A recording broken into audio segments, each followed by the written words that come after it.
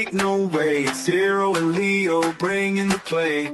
Tag team champs of the podcast world. Wrestling stories spinning unfurled. Uncut, unfiltered, no holding back. Throwing chairs, throwing facts, hit a verbal smack. Uncut, unpolished, but sharp as steel. This is the wrestling pod that's keeping it real.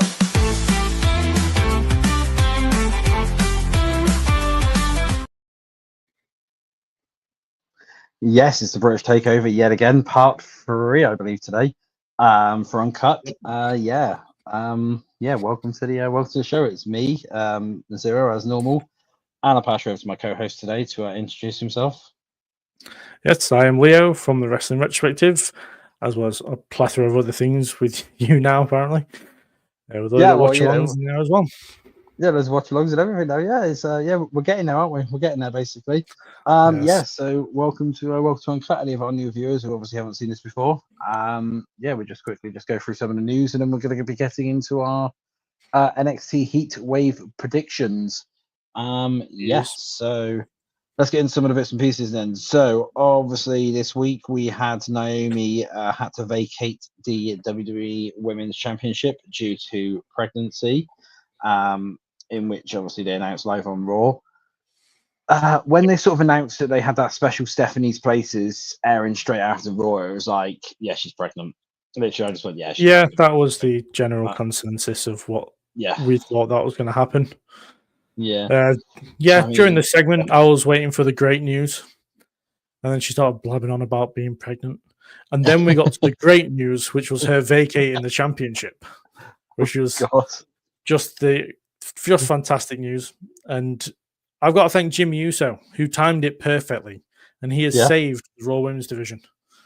Fair enough. Well, this is the thing though.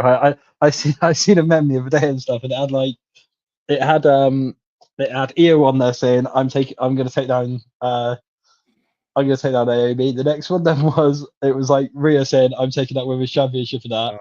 And it had all the women on it, and then just had Jimmy just going, and then just had Jimmy on there just going, yeah. It was me basically. So he goes, you don't need a woman to take me down, just use me. And stuff. So, which is quite funny. But no, the latest rumor coming out of this is it's looking like it's going to be Stephanie versus Io for the women's championship. It's a match that they've been. Well, it's a match that we've had, and yet it still feels teased because it was finished by disqualification both times. Yeah. So it'll be good to get a final third match that's run through properly and probably is a really, really good match. Yeah, to be fair, yeah. I mean that's probably what's going to happen there. Like I said, it's probably going to be those two. I can't see it being any other way really. Well, the thing, and we talked about it a little bit on the watch along last night, where on Raw they've already announced Roxanne versus Rhea for next week. Now you'd expect those two to kind of be in some kind of match that would either establish a new champion, or they'll do a match in Paris where it's Stephanie versus somebody for the vacant championship. So I'm interested in what they do on Raw as far as I assume they'll probably make Io number one contender or the champion until Paris. But how they get to that point, I'm curious about if they're not going to involve Rhea or Roxanne as it stands. I mean, I don't know. They'll work out some way. I will just say before we do carry on, so we do obviously welcome comments on this one, and we've already got WrestleFaith, who to me said morning from Washington State. Good morning, WrestleFaith. Isn't it early for you there in Washington? It must be about early. Must be about 9 or 10, I think, isn't it? 9, 10 o'clock in the morning. So, welcome to the show this week. So, let's move on then. So, the next thing then, and this will actually lead into another thing that we're going to discuss later on, is WWE have announced a new regional manager in Mexico, that being The Undertaker. So, he is now WWE's regional manager in Mexico. So, he was actually apparently running the show. He was running Triple Mania, a little bit of it for it. So that could be pretty cool, actually. Having Taker be that one there now. To be fair, Triple Mania was a really fun show. I enjoyed it way more than I expected I was going to. So, if that's how some of the stuff is going to be down in AAA and they're going to make it accessible for us, then I'm all for it. Yeah. Well, I mean, the ones which I know were leading it backstage, because the two which were backstage were Shawn Michaels and Taker. So yeah, obviously, if that was a Shawn Michaels and Taker show, because of course Triple H was out at ringside with Nick Khan. So I mean, if that's what Shawn Michaels and Taker could do together, then that was amazing. Yeah, yeah. I really enjoyed it. Right. Yeah, it was. Yeah. Yeah. Oh, there we go. Yeah, he also produced the opening match as well. I've just read as well. So at AAA. So the Battle that Royal, was the the Battle Royal. Yeah. So Taker decided to choose the winner for that one, which we'll get into, basically, and the whole Microman thing, isn't it? So, you know, but Russ Faith is actually, to be said, it's actually 7 a.m. in Washington. So fair play. Nice and early. Thank you for joining us nice and early, Russ Faith. Yeah. So let's have a look at it. And so we will go through Triple Mania later on, because that obviously was quite a big pay-per-view, and then we're also going to go through heatwave predictions for this one. So just before we move on though, so it's not been officially announced, but the latest rumor is that the pay-per-view coming up in September will be called WrestlePalooza. The reason why they've mainly done this is because it's an old ECW one, and they've basically done it as a sort of thing to go against Tony Khan, basically. So they know sort of how much of an ECW fan Tony Khan was. So they thought, well, you know, what can we do? Because there was loads of different names that they were discussing. Like at one point, it was going to be I can't remember what the other one was now. They had like a long list of names that they were actually discussing. Well, the rumored ones for a bit was Bad Blood. Then it was Over the Limit. Yeah, And then it was Wrestling Palooza. Well, there was another one as well. I'm just trying to see if I can find it a minute. It was bear with, because another one actually came down, which was leaked out as well. Super Brawl, because they were obviously saying the reason why they were going to do that for was the original reason why they were basically going to do Super Brawl for was, of course, All Out since 2022 has been named sort of like something Brawl or whatever, isn't it? Or full Brawl, that's it. Full Brawl or something like that they've had it as. So they obviously wanted to sort of name it that way, but they couldn't get the copyright back in time for it. So because of that, they obviously had to change it to that one for it. So so that's obviously that one. I don't know. Yeah. When I hear these things about like, oh, they're only doing stuff to spite AEW, and like though it seems to be like, especially with like the counter, like, well, making shows countering the AEW. Yeah. Like, I kind of find it hard to believe that they would be that petty about stuff. Like, I get the kind of pay-per-view stuff because it's business against business, but when it's like copyright stuff just to get a copyright over a different company, I don't know. It just like, and in my head immediately goes, yeah, but would they do that? Like, is it really that? Because like, it just seems like really petty. I mean, this is WWE though at the end of the day, so I mean, you know what they're like. I know, but then when people say that, they think more towards the Vince era than it is the Triple H era. But like, because I also heard that Tony Khan is wanting to do September to Remember, which is obviously it's kind of like ECW's November to Remember. Which again kind of makes sense. But I assume that'll be like a TV special. Probably, No, it's just I don't. It's just like it's just really weird, I guess. I mean, it does seem kind of petty like that, but I mean, by the sounds of what's coming up as well now is some more information has come down on this WrestlePalooza. Is apparently the reason why it's come up is ESPN wanted a similar show to Saturday Night Main Event because NBC still has the rights for Saturday Night Main Event for the next 5 years, apparently. So we're still going to be getting the Saturday Night Main Events on NBC as specials, or obviously over here it's going to be YouTube. But ESPN wanted a program as well, similar to that. So they're going to either be TV specials or it's going to be pay-per-views as well. And I believe what the aim is if there's a month when there's not a Saturday Night Main Event, we're going to get a WrestlePalooza instead. So by the sounds of it, most months we're going to be getting 2 pay-per-views, but one of them is going to be either a WrestlePalooza or a Saturday Night Main Event, and then the other one's then going to be a main roster one. But you know what I mean? It's like they count down as pay-per-views, but it's like these TV specials / pay-per-views and stuff like that. Basically, that's meant to be over the next 5 years. Well, then if WrestlePalooza is one of these events, then they're not going to do Cena Brock on it.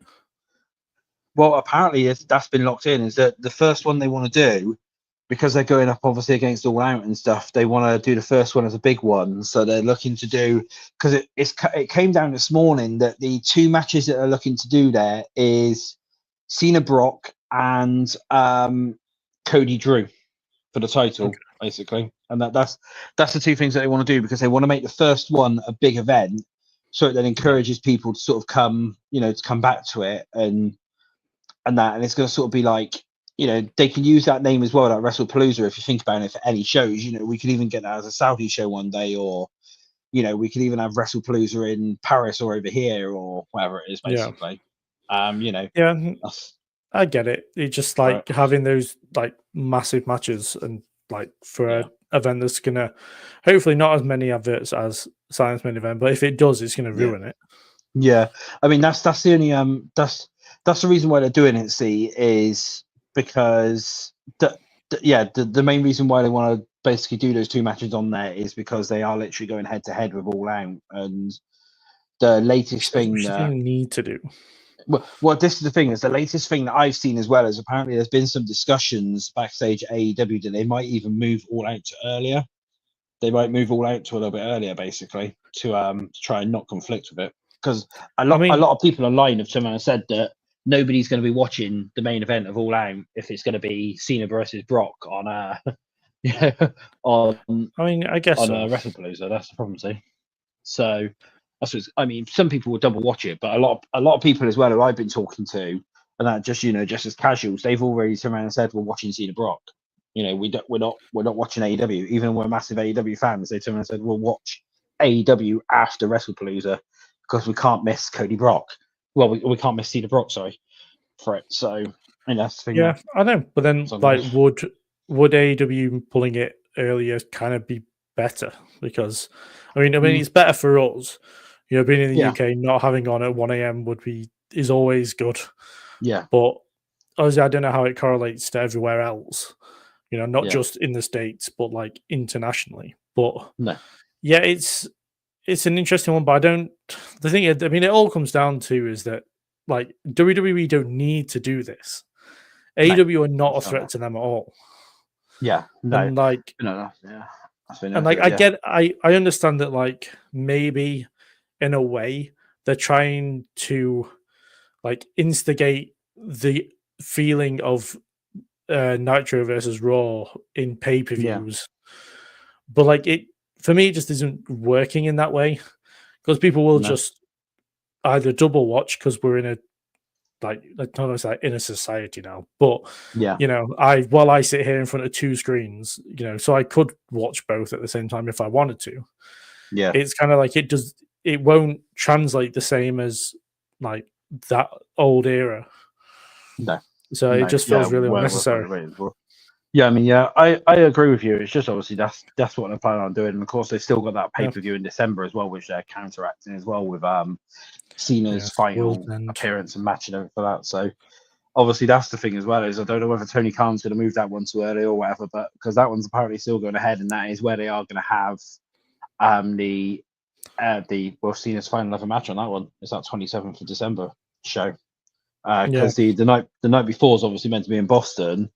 So they're doing the SmackDown based around John Cena, which is going to be airing live from now on the 26th for once. And because normally they do MSG, but because it's on a Friday this year, obviously it's going to be a live SmackDown on the 26th, and then obviously on the pay-per-view. Well, usually they tape SmackDown that week.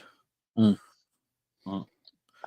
apparently it's going to be a live one, because it's going to be based around Cena and stuff, and obviously all of his like final match, all of his final things and stuff. So, but because the thing is that they're always back on the road for the 26th anyway, because they always do an MSG show. So that's the thing. They always do something in MSG, like a holiday special one. So I mean, they'll be on the road anyway, so they might as well do it live if they're going to be there and stuff, and sort of trying stuff again. And that's all right. But then at the same time, I know there's like obviously more WWE fans than AEW fans, but like if AEW do something that I'm not saying could overtop Cena's last match, but if they know they're going ahead this early in advance, they're gonna try and put stuff in place that will not like try to overdo it, but like make things like just as big, or like so they talk about both rather than talking about just one. If that makes sense. I mean, I know what you mean. So everything's being sort of spoken about and stuff, isn't it, at the time? Yeah. So, I mean, we'll have to see what happens closer to the time. But that's the rumors at the moment, is that one's meant to be going on there. One last little bit of news as well is this past week, Warner Brothers Discovery have actually started shutting down cable TV channels now. It's only some of the small ones, but it's cost cutting, and they've come out and said there's a lot more coming. They've also apparently scrapped their plans to merge Max and whatever else it was. That's going back to, that's sort of going back to the original settings. That was it, HBO and Max. They were originally going to combine them together, but they've basically scrapped those plans now, and they're looking to cut even more sort of shows and TV channels and stuff like that. And a lot of people have come out and said they're really worried now, because it's even come down and said now that unless, I can't remember who reported it. I think it might have been Dave Meltzer. And when it comes to AEW, he's pretty switched on about this stuff. Is that unless come 2026, Warner Brothers Discovery have the option to do a 1-year renewal for AEW, which will take them into 27. However, it obviously depends, because the problem is obviously when their TV deal expires, where WWE is sort of dominating the TV networks at the moment, unless they can unless they start arranging something sooner rather than later, just in case, they ain't going to get anywhere. Because of course, I don't know whether whether people out there know about this, but WWE have exclusivity in their deals, which basically Nick Khan's put in there, meaning that no other wrestling that WWE doesn't own is allowed on those channels, and that. So everyone but WWE, AAA, and TNA. Yeah, so AAA and TNA basically are allowed on them. So that's why, you're going to have now, because you've got to think about it, you're going to have ESPN. They won't be able to go on to, or anything connected to ESPN. So that'll be all the Disney. So that'll be all the Disney ones. So that'll be Fox, Disney, Disney Plus, ESPN, stuff like that. Basically, all of them. So for UK, I have an inkling about where they could go. We'll probably get it all on Netflix. We're probably gonna get everything on Netflix, I would have thought. Well, no, I mean sorry, for AEW. Oh, AEW, yeah. Because they have their deal with Prime. Yeah. Yes. So all their pay-per-views are on Prime. So I assume the default would be to look into Amazon Prime for probably, maybe not Dynamites, but at least for pay-per-views. No, because it would be so they wouldn't be able to go to anything Disney connected. So that, like I said, there'd be no Fox, no ESPN, or anything like that. They wouldn't be able to go on anything NBC Universal connected because of the Peacock deal. So that was take out all of them. Well, isn't that coming to an end? No, because they're still keeping, even though they're losing the pay-per-views on it. SmackDown is still signed to. SmackDown is still signed to there for another. We're signed to 2029 or something like that, or 2030 or something like that, basically. So, and what they're doing as well is they're also simulcasting that to Peacock. So it basically that covers all that as well. So that's gonna be nothing on NBC, nothing on NBCU, nothing on Disney, nothing connected to the CW network, nothing connected to Netflix, no Netflix or anything like that, basically. And then they're still also as well going to announce the new home for AAA, because AAA is getting a TV deal in 2026, so they could put that on a different network entirely as well. And also as well the NXT pay-per-views for it. So, and they're I assume Anthem and whoever has Anthem's obviously Anthem's announcing their new TV home in the next 60 days or whatever. So in 60 days time, whatever, we'll find out where they're going to. So whichever network they go to as well, you can count that one out for an AEW TV deal as well. Because of course WWE won't allow them on, even though obviously people come out and say, oh yeah, they're not owned by them or whatever, they are. That's the problem. It's they have connections to WWE, so they won't be allowed to be anywhere near those networks either. So WWE does own TNA. It's very clear. So that's the other thing as well. Like I said, it's like it's very connected and stuff, and like it sort of screws AEW over a little bit for their TV deals. But the main aim that they're trying to obviously do is make it so they don't have a TV home by the end of 2026. Yeah. So that's the whole point which they're trying to do. So it either forces them to go fully to streaming, which obviously then a lot of people then would then have to pay for subscriptions and stuff like that to be able to watch it. Yeah. Or they would need to basically just come off TV completely. That'd be the thing. I mean, they've got the New Japan Network, so they could go to that, couldn't they? Because Tony owns that. I mean, yeah, but yeah, they could go to that. I suppose like the thing is, they could just do their own version of the WWE Network, and I feel like people would probably would buy it. I feel like because it's the thing is obviously they could do like what TNA's got, isn't it? Where they've got like the TNA Plus app where they can stream it all on that and stuff. And unless they move all to like what's that Bleacher Report or whatever they put it on or whatever. Or, no, what's the other one as well? Thriller. They were on Bleacher Report, but yes, they're on Triller. Well, they're on Triller anyway. Yes, so I mean, so they could literally stick on Triller, couldn't they? And just literally. But then Triller isn't. I don't think Triller is everywhere because they don't have it in the States. Right. Okay. So I don't know them, but I mean, so that's obviously the options there is for what they've got to do. So I mean, it's going to be difficult for them, but they might find somewhere. If not, then obviously they're going to have to go streaming or whatever for it. So that's unfortunately that's all that, isn't it? So we shall have to see.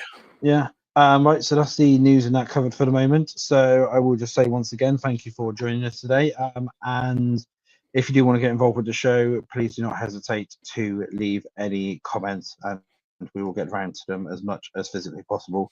So going back to the comments then, just before we move on, so WrestleFaith, WWE is trying to give us a pay-per-view, premium live event burnout. That's true, but it's how they want to do it. They want to make sure they're on air basically like twice a month, really. So everyone's talking about it. Watch everything, yeah. And then is Roman done for a while after Clash? I believe he's at the Australia shows, so I'm guessing he's out between September and October, really, for a little bit there. So he should be at the Australia shows, and then he'll be at Survivor Series. So he won't be out for that long. He'll probably take a couple of weeks off for that one. So yes, that's that. Yeah. So let's then move on then. So. That's all the news that's come down so far. I can't remember anything else. There was something else, but I can't remember what it was now. It'll probably come to me later on. Can't think of seeing anything. No, that was it. Right, so obviously we had Triple Mania at the weekend. It was a really good show actually. It was really good. Yeah, there were some funny spots and stuff like that. So we're going to go through it. So obviously, Omos won the Battle Royale that they had. That was surprising, especially obviously when we had Otis and Omos come out. But no, that was very very surprising. That was. Yeah, it was like good to get. What I liked about it was the fact that we got to see people that we hadn't seen before. Yeah. From AAA. I mean, there was a lot of people we know who Laredo Kid is, we know who Octagon Jr. is, but seeing La Parka for the first time was good. Yeah. I've heard a lot about La Parka. It was good to see his entrance and kind of what he's all about. I can't remember some of the other one by name, but it was just I thought doing a kind of Rumble type match to start off when probably the majority of the WWE audience we're going to be watching was very smart by them. Yeah, that was. Did you see? Have you seen the videos of Triple H from the event where he was obviously front row, and the one which came out? I can't remember their name now, but the one that came out started kissing all the luchadors. That one that came out. Oh no, but there's that wrestler that came out and started kissing all the luchadors and that in the ring. Yeah, there's somebody's got a video in that, and it's Triple H at ringside, and he just looks absolutely flabbergasted and perplexed and stuff when they come out and literally just start kissing everyone, especially when they do the Otis kiss as well. And that his face is an absolute picture. It's going around online. I'll try and see if I can find it again and then send it to you later on. But it's have a look for it. It's funny, and that Nick Khan's just there, just laughing his head off, and Triple H is just there, literally looking shocked and everything about it. So that's something there. WrestleFace actually just reminded me of what I was going to mention. So we'll get through AAA and then we'll go to that one, and then we'll move on to NXT. She's actually just reminded me in the comments. I've just noticed that one. I've seen it. So I'll get to that one shortly. So let's then move on. And so the next match then was for the AAA Latin American Championship. So that was Dr. Wagner Jr. defeating El Mesias. obviously they had Dr. Wagner Senior at ringside. So as soon as I seen him, I was like, yeah, Dr. Wagner Jr. is winning. They're not going to do all this and sort of bring him in and stuff. Are they ready for it? So, Well, I mean, the match was very good as well. I think it was like it was good to have a AAA match that didn't involve anyone from WWE, just so again, we got a sense of kind of what they're all about. Yeah. And I mean, El Macias is someone I've seen quite a few times because he was in TNA for a bit. Yeah. It's another just very enjoyable match and a good babyface pop to kind of follow kind of a heel win from Omos, even though people enjoyed his parts of the match. I mean, the whole Microman thing as well in that first match, that was hilarious as well. That's going to be a new tag team now, Omos and Microman. We've got to get that tag team. That's going to be hilarious for that one. So yeah, that's going to be cool. All worked really well here. Yeah, it did. Here we go. Oh yeah, so Wagner's entire family was in the crowd. Yeah, so as soon as you see Wagner's entire family there, people knew. Thank you again once again, best face for that one. Let's have a look here. So the next match then, so it was the Judgment Day, which was Finn Balor, JD McDonough, and Raquel Rodriguez versus Mr. Iguana, Nino Hamburguesa, and Lola Vice. Obviously the Judgment Day won that one. There was some pretty funny spots in that one, especially when Demonito, wasn't it, came out. Yeah, Demonito came out and at the Iguana, did it really in the end? So yes, we had that one. The only thing is, obviously now they're selling that on WWE Shop and it's $100. Yeah, I saw that. It's ridiculous amount of money. Yeah, but obviously people are buying it. That's the thing. People are buying it because it's the whole thing. What's the thing is people can moan all they want about these prices, but if you're going to buy, people are going to buy it, so they're going to keep doing it. And again, it's with the ticket prices as well. People are moaning about the ticket prices, but then they're selling out shows. So so people are online moaning about it, and people are still doing it. So no, that was a pretty good match actually. I enjoyed that match. I enjoyed it. I say WWE always do 6-man tags pretty well, especially when it comes to the Judgment Day because they've been doing it for so long. One thing that and I'll probably talk about it maybe a little bit more later because it's to do with NXT. But having Lola kind of be the representation of NXT in Triple Mania, well, not in Triple Mania, but in AAA overall, I think has worked really well. I feel like it's got her even more over. It has, big time, that one was, So it was a pretty good match. I enjoyed that one. What we got next then? So we then had a street fight for the AAA World Tag Team Championships, and that was Pagano and Psycho Clown defeating Los Garza. Pretty short match. Obviously, we had the tables, and quite surprisingly, there was no Slim Jim tables, which was a nice sight to see. They didn't go for any Slim Jims on that night, so for it. But, true. No, they certainly made up for it on NXT, but we'll get into that one later on. True. What did you think about that match then? Really for that one? Yeah, it was good. It was good to see Los Garza again get a bit of a spotlight where they don't really. Well, where the whole tag division on SmackDown are fighting each other, and Los Garza are just to one side, doing Triple A stuff. I think it was good to see them good to see them wrestling because obviously we don't get to see it very often. And then we obviously know Psycho Clown and Pagano from the first Worlds Collide. So it's kind of just a well built match, and they used the stipulations as well as probably they could have. Again, just the overall good match. And then we now move on into the AAA Reina des Reinas Championship, in which Flamer defeated Fabi Paca, and it says Natalia, but that's wrong because it wasn't Natalia. It was Natty Neidhart. It was Natty Neidhart. She brought out a heel persona for that match, which I like the heel persona and that is it's different to a normal one. I tuned into Bloodsport WrestleMania weekend and she kind of, I don't want to say debuted it. I feel like she did it a few months before, but it was my first watching of it. And it was like not watching Natalia at all, especially when we turned to Raw on Monday and she's just back to playing on Natalia. And I said, I'm with everyone else. If they just bring that persona into WWE, she'll probably end up getting over again. Yeah, sure do. Yeah. But the thing about this match was, as much as people want to talk about the quality of the match, the main kind of I can't think of the word for it, but the main concentration went to the referee, unfortunately.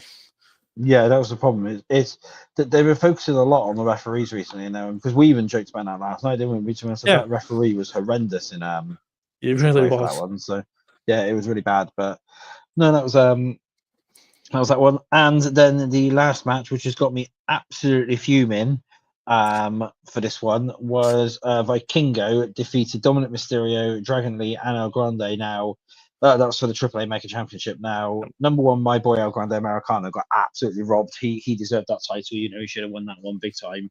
And also my other one as well. Dominic Mysterio, he should have walked out as well. But he gets a second chance on the 12th of September, doesn't he? Worlds Collide. But what did you think about that one? Did you think that was the right call, keeping it on Vikingo, or not? Really? I mean, according to the audience, not. The audience were booing him out of the building, which I was very surprised about. But I thought the match was really good overall. I very much enjoyed it. It was definitely the best match on the show. Yeah. Dragon Lee was kind of just there. It doesn't really make sense that El Grande with the other two El Grandes lost, especially in a match where there's no rules. AJ Styles is a son of a bitch for getting involved and costing Dom. I expected it to lead to a little bit more on Raw, which I didn't think they had any interaction on Raw, which was very interesting.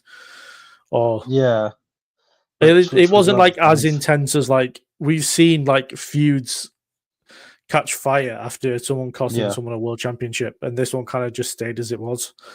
And then they didn't announce anything for Clash, which I was also very surprised about. The thing that surprised me the most was the reaction to Vikingo.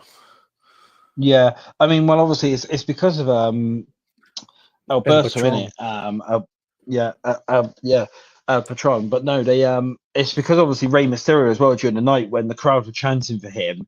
Rey Mysterio to him and said, "Don't worry, I'm going to get him back. I've got you guys. I'm going to get him back in the company." Now, I don't know how much pull Rey actually has in the company, but it's probably a lot though. Isn't it? No, yeah. So I mean, if he gets Alberto back, then there's going to be a few unhappy people there for that one.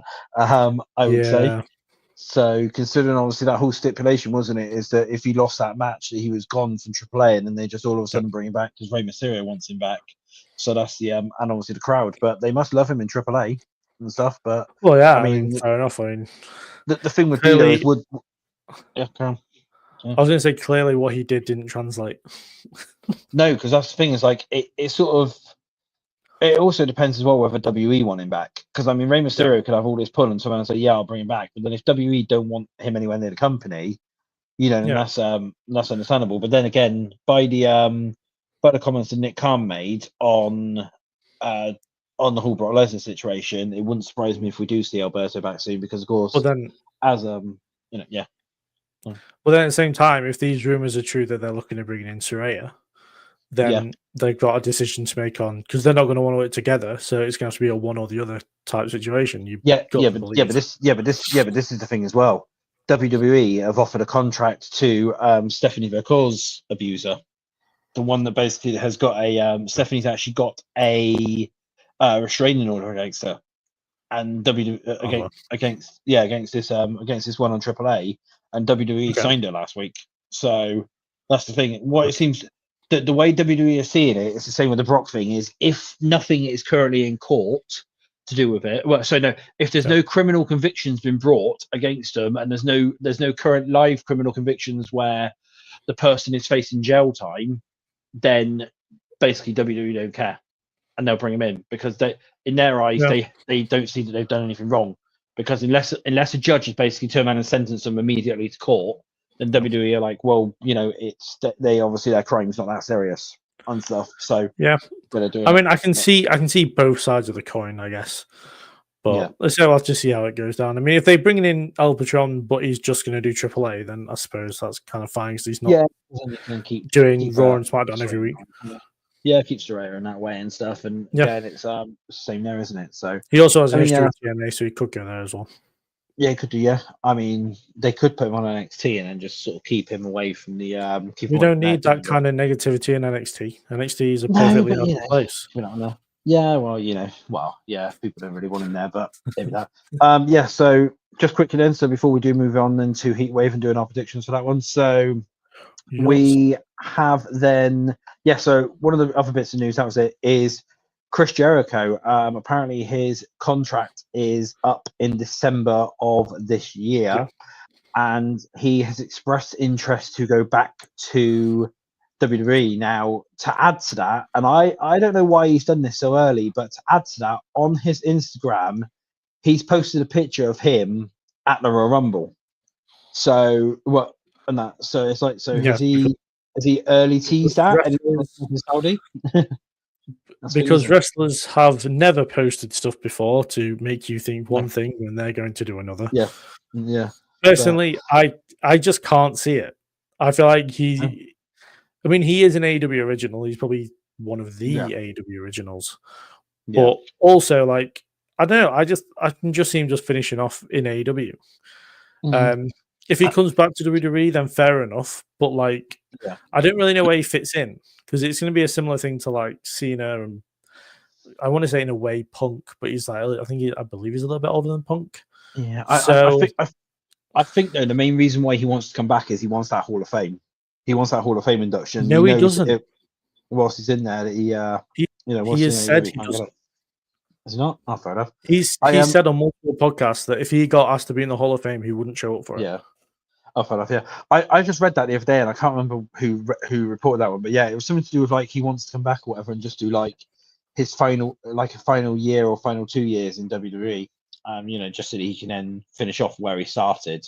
So that's fair enough. I kind of get it, but at the minute, I just can't see it. Plus, he kind of has an ongoing storyline in AEW anyway. Yeah, so I mean, yeah. Right. I seen somebody come and say like, what was it? This was obviously a parody account, but they said, please, if Chris Jericho's coming in, please give him reduced TV time and make him wear a T-shirt on all matches and stuff, because we don't want to be seeing that in the, we don't want to be seeing that on our screen. So, yeah, I see that, and I laughed at that. I mean, he's not physically unfit. I don't understand where that's coming from. But I know he was before for a while, but yeah, no, I get it, and I get. I mean, like he had one of like his best matches in a while in the like a few months ago. So he can still. Go, he's going to be used to it now anyway, because I mean, at WrestleMania, SummerSlam this year, they had a bit of a stadium stampede match, didn't they, with the crowd? So I mean, he's used to stadium stampede matches, so he might as well come on in and he can just join in with the crowd now, can't he? Really, join in with it and be like, "Oh no, you're doing it wrong. You can do it this way." And the only other way which I can see him coming in is if he came in and say like a coach or something for NXT. That's the only way maybe that would be his probably best role. Yeah, especially with like Taker and Shawn are going to be around that kind of area as well. Yeah, so Shawn, Taker, Jericho, and stuff like they could be pretty. That could be a pretty powerful team within NXT and stuff, or maybe Evolve, or some of that. Because of course, don't forget they've got Evolve now. You've got ID, you've got all of them now, haven't you? Really, you've got loads of training grounds now, and of course AAA. They could do something with AAA, couldn't they, as well? Really for it. So. Jericho also has history down in Mexico as well, so yeah. So they could do something there, couldn't they? Really for it. So this is the last thing. So that's it's more than a rumor. Let's just say.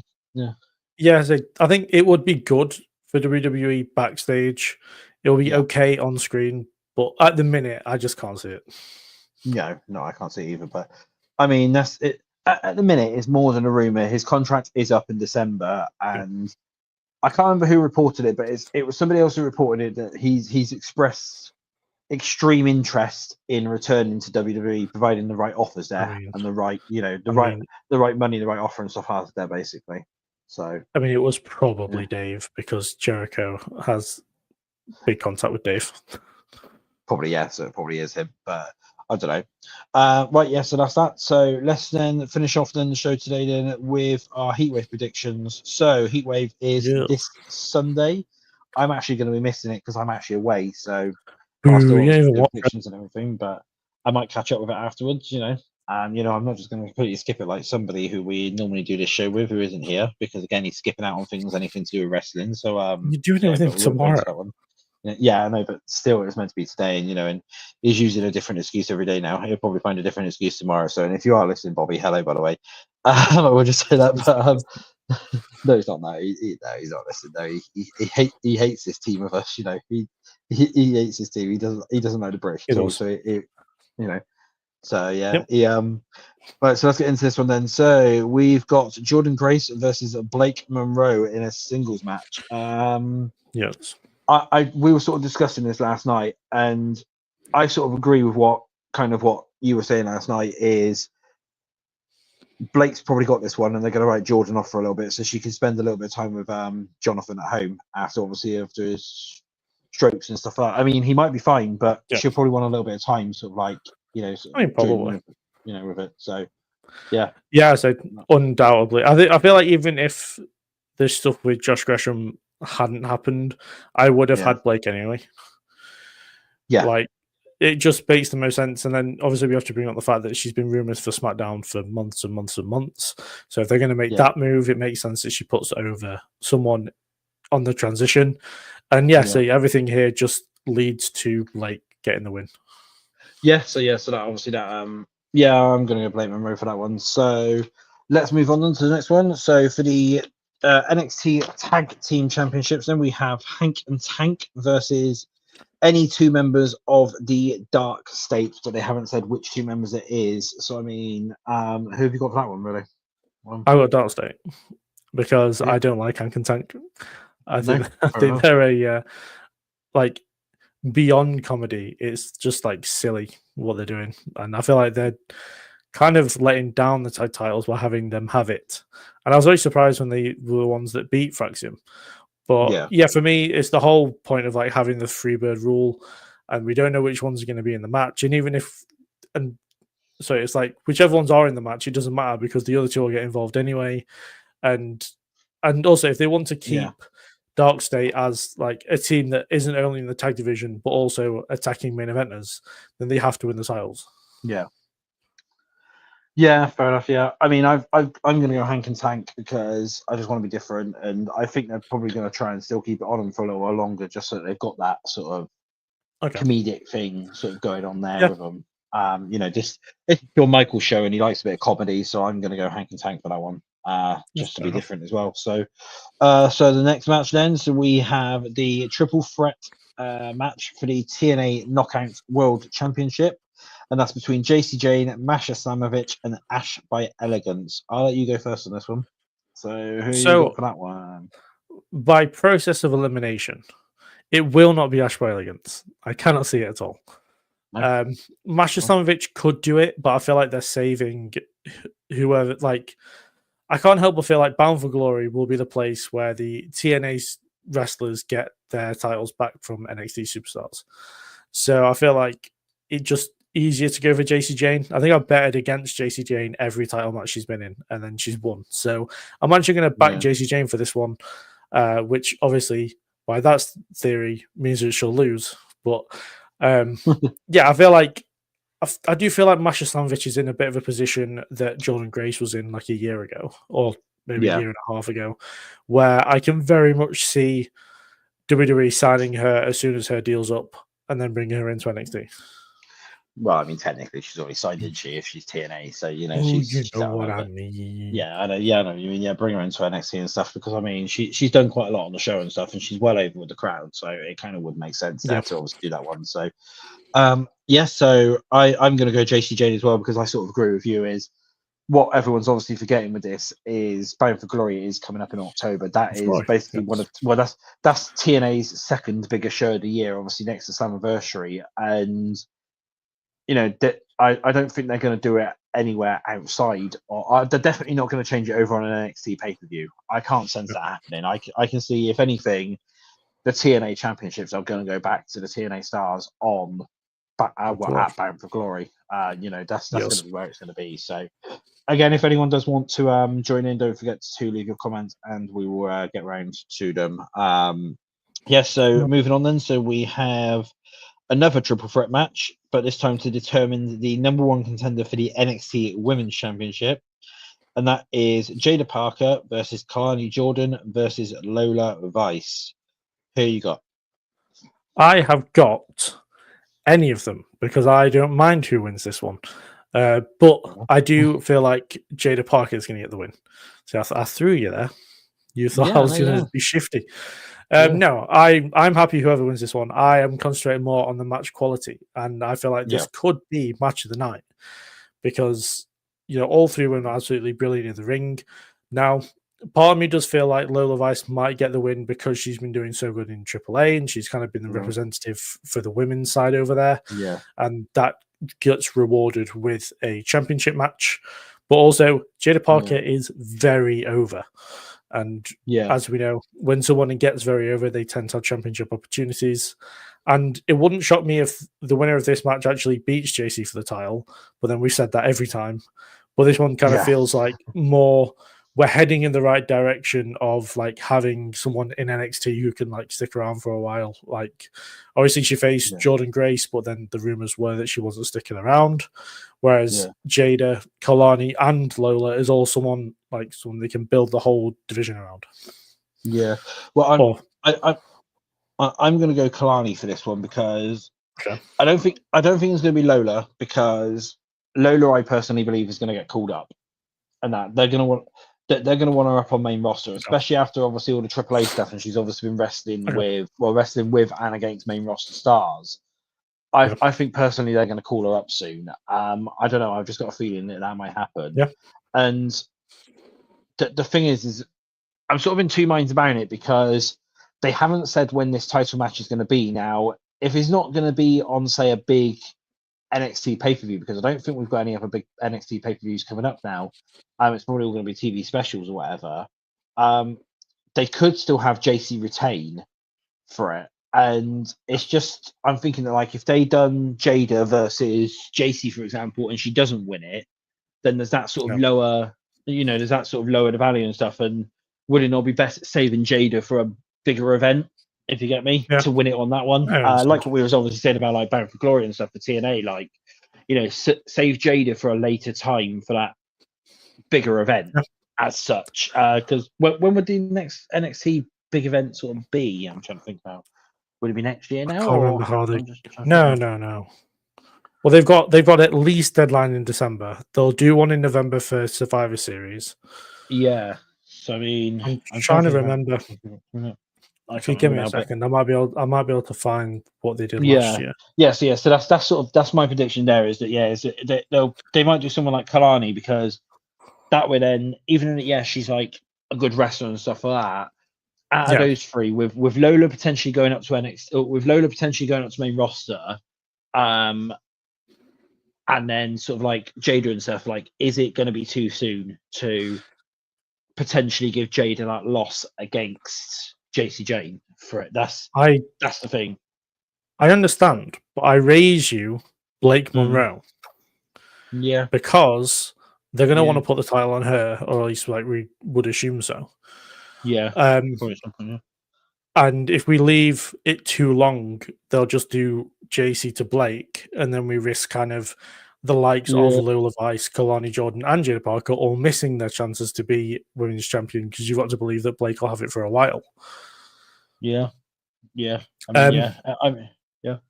Sorry, NXT pay-per-view wise. Yep. Last year in September was No Mercy, and in October was Halloween Havoc. So they could do it at one of them. I mean, Halloween Havoc is kind of down a sort of a bigger one, isn't it? Really, because because they could obviously do like one of those spin the wheel, make it deal things, couldn't they? Really, like what they generally tend to do. But I don't know who the host will be this year because they haven't got shots of your or Scarlett to do that. So I don't know. I don't know who the hosts are going to be.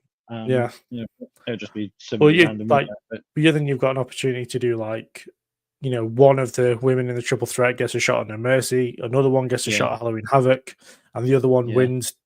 Well, then you kind of put a load of people in Iron Survivor, and maybe one of them wins that and has a match at New Year's Evil. Yeah, they could do that. Yeah, I mean, because that can be the thing as well as WWE are used to doing that, aren't they? Like starting the new year with new champions. So unless they keep the title on JC until the new year, and then you have sort of someone win it, then that's the thing there. I mean, this is the thing. It's very difficult to know because we didn't even expect JC to win. So now she has one now. This is the thing, is how long are they keeping it on her for? So I think anyone who says that they were under the impression that JC wasn't going to be a champion at this point after winning it is a lie. But definitely.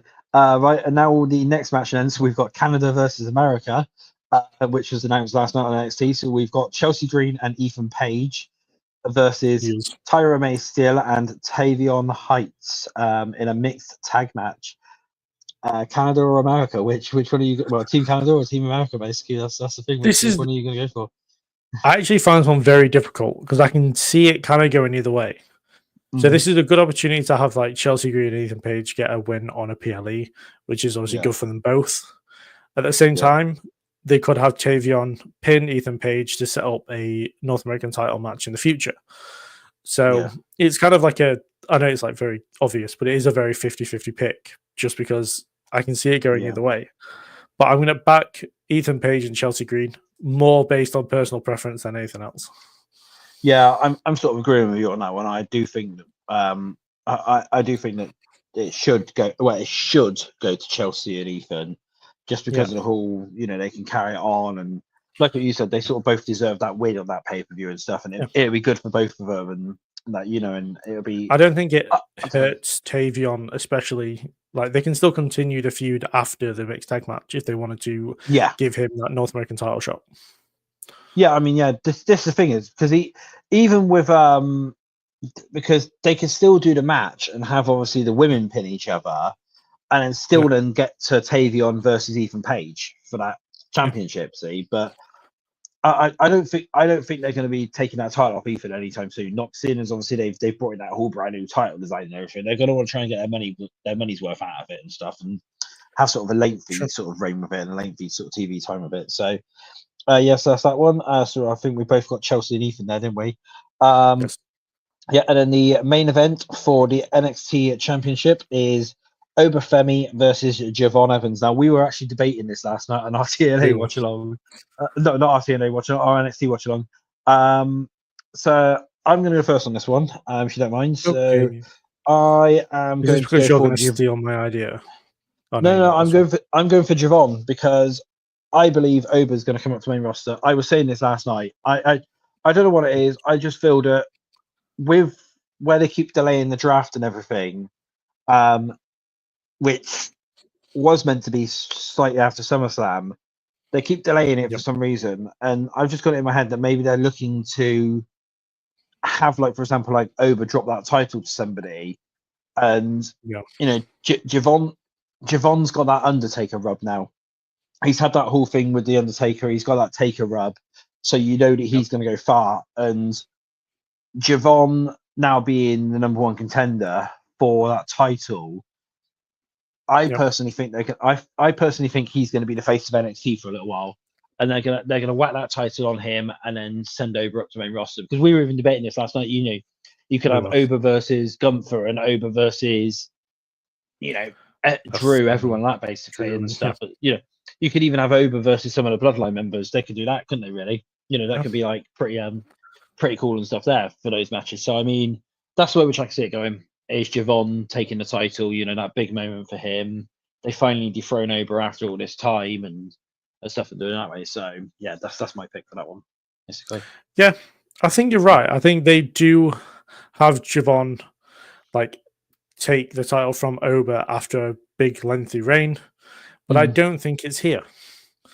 No. I think it's at Stand and Deliver. I think Oba holds it all the way through till WrestleMania weekend. And because they could essentially build a story of Javon being the happy-go-lucky babyface, the Mr. NXT, the Johnny Gargano, the Sami Zayn of NXT, essentially. Yeah. And the one thing he can't seem to do is beat Obafemi. He couldn't do it at Stand and Deliver. Yeah. He can't do it here. They maybe have another match on TV and he still can't do it. And then it eventually builds up to kind of a final showdown between the two of them where Javon gets the big win at Stand and Deliver, gets all the fireworks and the pyro and the confetti. And then we can send Oba off to the main roster after WrestleMania, probably the Raw after WrestleMania or SmackDown after WrestleMania. And it all kind of builds to Javon kind of becoming the guy in NXT. And but I feel like that starts, even though I've mentioned Stand and Deliver this year, I feel like it starts here. So I'm going with Obafemi to retain. Fair enough, that's cool. Yeah, like I said, either way can be possible, and whichever way, it's going to be a good match anyway. So I mean, it was slightly disappointing because we were saying last night that we were hoping for that triple threat again with Trick Williams. But I mean, the thing is, though, is obviously they could have other plans for sort of. But obviously, no, Trick's not defending. But I mean, Trick's obviously Trick is still the TNA champion. TNA. Yes, I mean, so he'll probably be on the other TNA specials and stuff like that. And obviously, they're probably saving him up to take that loss at Bound for Glory, aren't they? So which you have to assume is Mike Santana after he cost him last night.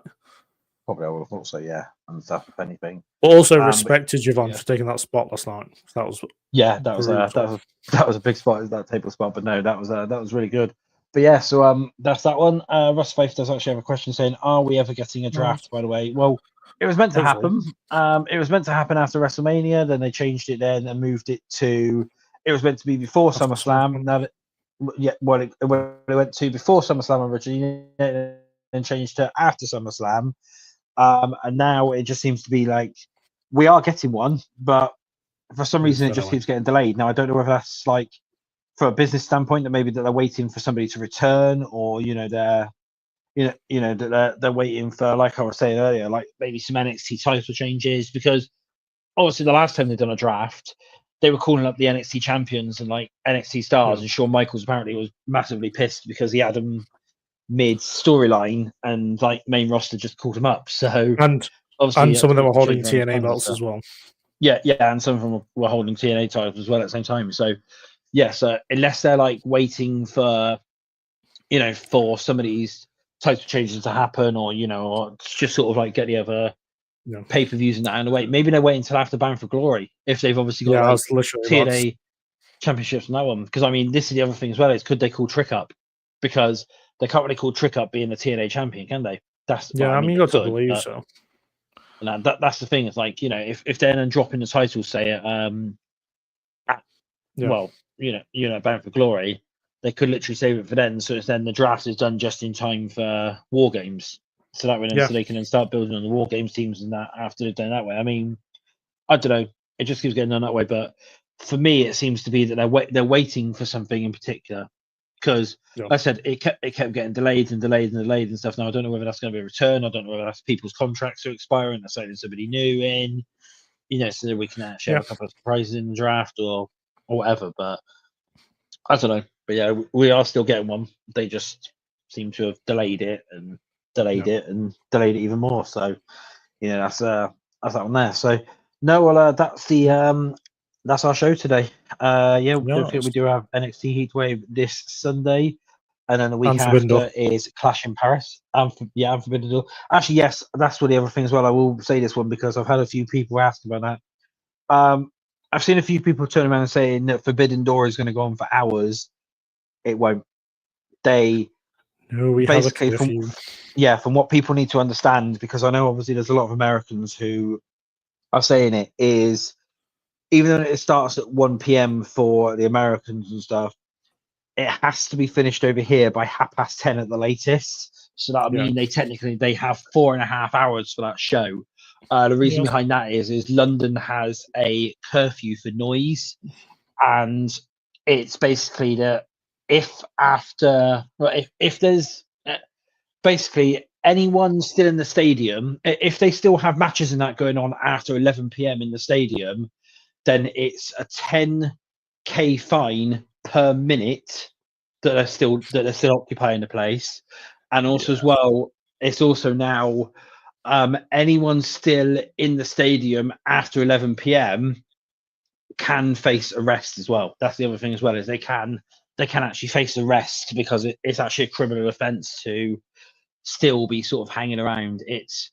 I know a lot of people have come out and said like that it's it obviously takes a little while to go on over, doesn't it, and stuff. So I think it's like 90 minutes or something to get across London sometimes. Obviously unless you've got like a hotel and that like from there. But I mean that's the thing, is it takes about an hour to get across London in itself for things. Yeah. So if you think about it, if they're finishing at say 10:30, people then ain't going to be back until like gone midnight and stuff into like their hotels or wherever they are. And we're physically over here. It's illegal to make noise after 11 p.m.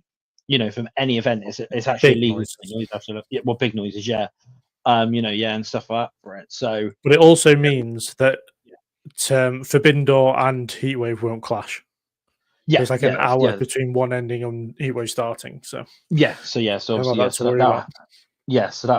other reason as well. But no, but the main reason behind it is there is a curfew in place for London. Well, for the whole of the UK. It's not even just London; it's the whole of the UK where they will have to be finished by 10:30 p.m. at the latest. Meaning that Forbidden Door won't be going like 7-8 hours. What some people are thinking because of the amount of matches and stuff. It will be 4.5 hours maximum. So there's going to be a lot of short matches because I know there's a lot of matches on Forbidden Door because I literally just pumping these matches in and stuff.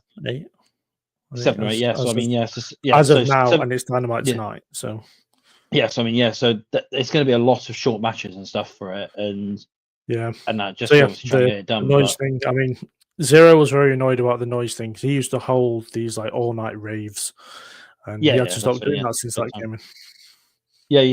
That's the thing. It's only been in since COVID as well. Well, technically, it technically wasn't before that, but then they changed it to 10:30 during COVID and stuff, and now it's like gone back up to sort of 11. So if it was still 10:30, then they would have actually been finished by 10 o'clock. So that's so luckily they get an extra half hour, try and get more things done. But no. So that's the show for today. I will be back tomorrow with Bobby and CJ to do this all over again. But that'll be the EVP Xero show at exactly the same time. Well, it won't be exactly the same time. It'll be at 3 p.m. It's 3. So that'll be 3 p.m. EST tomorrow rather than 6 p.m. The reason for that change is I'm actually not going to be about from the Friday, so we're doing the show nice and early, and as well it's to fit into all of our scheduling. So so we will see you. Well, I will see you tomorrow for the EVP Zero. So I will see you tomorrow at 3 p.m. EST for the EVP Zero show. Once again, but we'll be having Bobby on tomorrow, which is normally on this show. If you've got anything you want to plug, anything that you obviously have done, that you want to bring up? Well, tomorrow there will be Forbidden Door predictions on my channel, the Wrestling Retrospective, as it says probably somewhere on the screen. Also, just coverage of Heatwave and Forbidden Door, as well as Clash of Paris next week.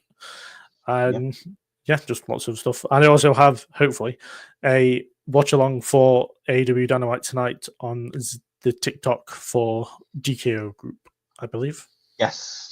And you put it onto your channels as well, are you, or anything? No, because I can only stream to one platform at a time. Oh, fair enough. Okay, then yes. So no, that's cool. So thank you once again for tuning in this week. Hopefully you'll get to see Leo later on the DKO TikTok. So don't forget to tune in to the AEW Dynamite stream later on tonight, and we'll see you next time. I don't know when we're going to be doing part 4 of the British Takeover, but no, that'll be probably soon, according to it'll be soon. It'll be soon. So thank you for tuning in to episode 3 of Uncut, the British Takeover, and we will see you whenever. Really, goodbye. Oh, this is Xero signing out for the week. See you later.